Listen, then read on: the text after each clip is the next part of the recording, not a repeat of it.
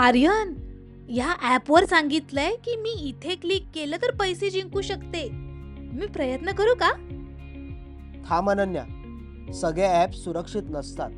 काही ॲप्स तुला फसवू शकतात आणि तुझे पैसे चोरी करू शकतात. चला, पैशांशी संबंधित ॲप सुरक्षितपणे कसे वापरायचे ते शिकू.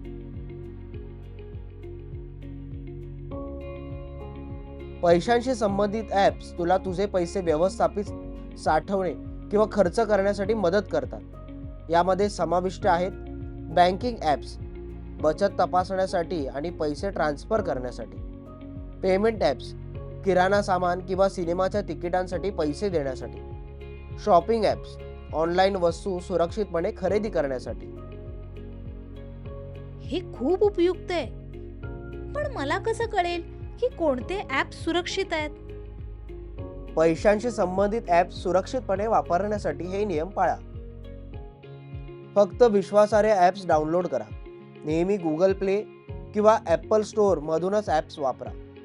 मजबूत पासवर्ड वापरा. असे पासवर्ड तयार करा जे ओळखायला कठीण असतील. तुमचं नाव किंवा वाढदिवस वापरणं टाळा. वैयक्तिक माहिती शेअर करू नका. पासवर्ड, पिन किंवा OTP कोणालाही सांगू नका.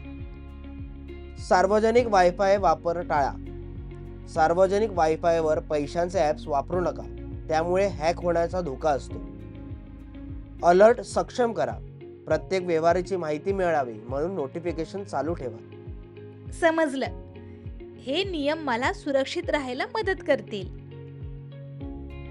तुला माहितीये का, काही पैशांशी संबंधित ॲप्स तुझं अकाउंट सुरक्षित ठेवण्यासाठी तुझ्या बोटाचा ठसा किंवा चेहऱ्याचा वापर करतात. ही एक गुप्त किल्ली आहे जी फक्त तूच वापरू शकतेस. वा, हे सुपर हिरोच्या गॅजेट सारखं आहे. तुला काहीतरी चुकीचं वाटलं तर हे कर. लगेच पालक किंवा विश्वसनीय मोठ्यांना सांग. ॲपच्या कस्टमर केअरला मदतीसाठी संपर्क कर. फसवणूक झाली असं वाटल्यावर तुझं अकाउंट ब्लॉक कर. मला काहीतरी चुकीचं वाटलं तर मी नेहमी एखाद्या मोठ्या व्यक्तींना सांगेन.